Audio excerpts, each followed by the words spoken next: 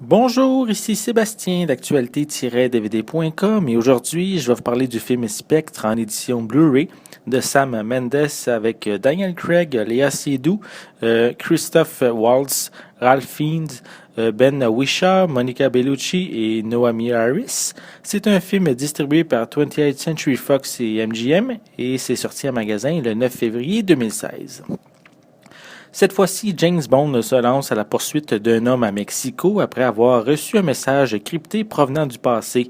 Suite au décès de ce dernier, il se rend à ses funérailles en Italie où il rencontre sa défunte femme, Lucia. Des informations qu'elle lui procure lui permettent de s'infiltrer dans la réunion d'une assemblée secrète connue sous le nom de Spectre.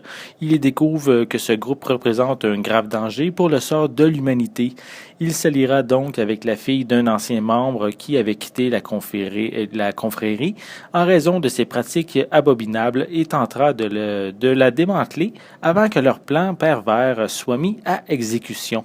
Le précédent volet de James Bond, Skyfall, également réalisé par Sam Mendes, a véritablement mis la barre très haute. Donc on se sent quand même ici en terrain connu avec ce 24e film de la franchise. On a droit à une introduction très forte avec l'excellente scène lors de la fête des morts au Mexique, un plan séquence qui m'a vraiment marqué. On va découvrir aussi rapidement les raisons qui ont poussé Bond à se retrouver là-bas, justement des raisons directement liées aux événements de Skyfall. En fait, avec cette nouvelle aventure, plusieurs liens se font avec les trois précédents volets qui permettent de faire évoluer quand même l'histoire globalement. Je veux pas nécessairement en dire plus pour rien divulguer de ce genre d'informations-là. Le réalisateur, fan des toutes premières aventures, a inclus plusieurs références aux films des années 60 et 70. C'est pas nécessairement important pour ceux qui connaissent pas James Bond, mais d'un autre côté, c'est un bonus qui va plaire aux grands connaisseurs. On retrouve toujours la petite dose d'humour nous faisant sourire fréquemment, que ce soit dans les actions ou les dialogues des personnages. L'histoire est bien rythmée, mais trouve quelques petites longueurs en plein milieu qui ne font ne font quand même pas décrocher, mais auraient pu être coupées à certains endroits.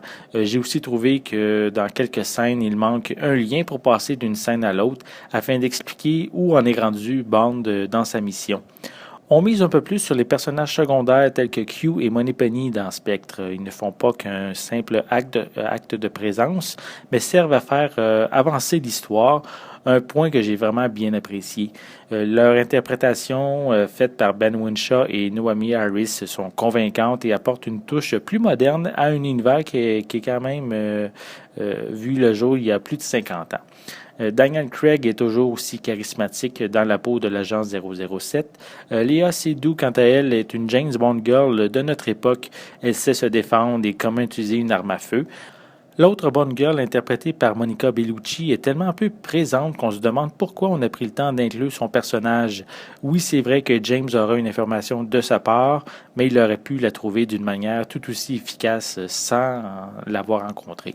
Pour Christophe Waltz, il propose un méchant très convaincant, malgré que ses justifications soient quand même un petit peu faibles. C'est un méchant qui retourne aux sources de l'univers bondien. Visuellement, cette édition Blu-ray est juste parfaite. La qualité des images est claire et précise, les couleurs sont vives. C'est vraiment un film à voir absolument en Blu-ray.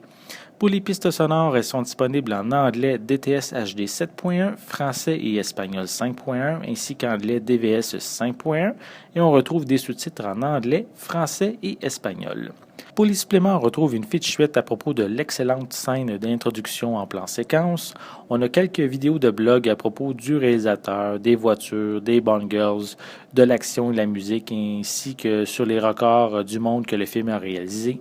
On a une galerie d'images, on a des bandes annonces ainsi qu'une copie digitale.